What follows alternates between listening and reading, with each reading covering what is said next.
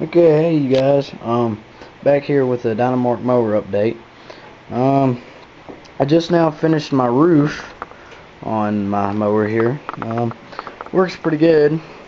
Like I said, I did a review on or I did an update earlier where I just had my frame built for the roof and everything, which was the 4 bars going across. But now I have figured out what to use for my roof and put it on there.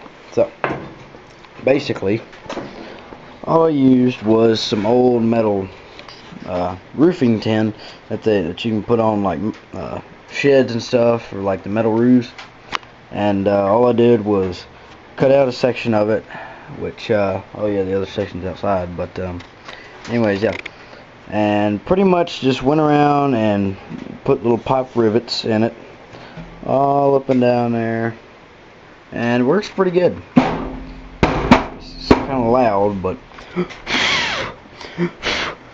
yeah, I kind of took the little wire brush adapter that you can put in on the drill and went through here and tried to scrape as much of this crap off as I could. I don't know what it is. It's like rubberized stuff. It's something for waterproofing the tin for your roof, but I'm going to paint this thing, and some of these little pieces are like chipping off, and I don't really want my paint just chipping off of those pieces. So I decided to kind of sand it down, I guess you could say. But yeah, and the color I'm going to paint this thing, actually, I'm going to paint the whole mower John Deere green. I don't want to try to.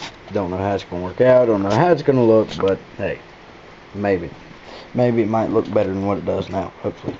Anyways, yeah. So yeah, that's my cab so far. Or roof, I guess you could say. And it's actually not too bad. The only problem is, like I said from the last video, is my brake pedal here. This bar is really in my way when I go to push on the brake. I gotta fix that somehow. Not quite sure what I'm gonna do, but I'll eventually figure it out.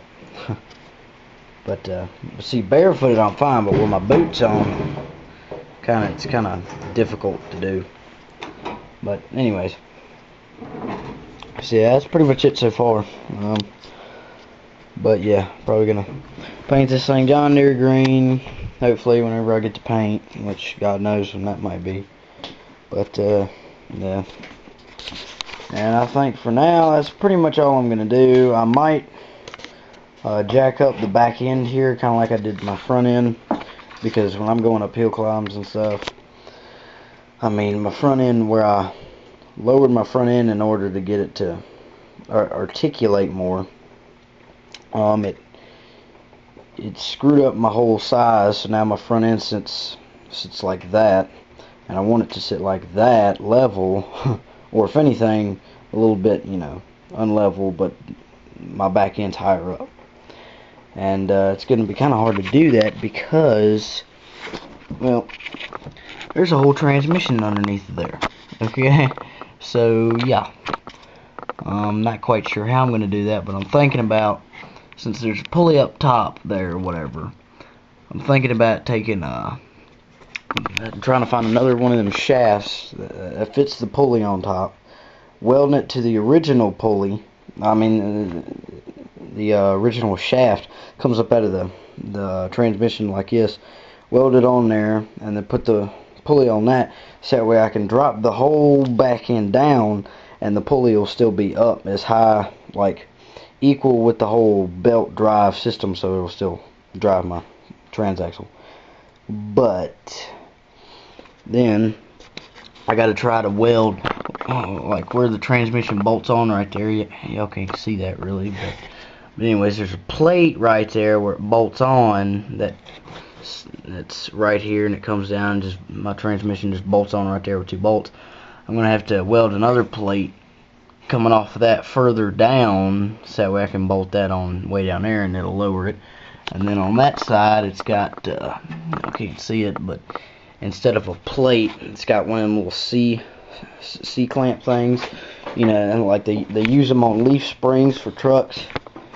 It's kind of like that, except for it's got instead of like little hole like these kind of ends, it just comes up as a this whole rod just keeps on coming, and it has threads on the end, so you can put a nut on top and just screw it down, and then it tightens up on whatever you want. That, not quite sure how I'm going to do that, but I'll figure it out eventually. So yeah, that should be fun. But anyways, that pretty much concludes my review of my homemade cab so far. Well, I guess I'll catch y'all later.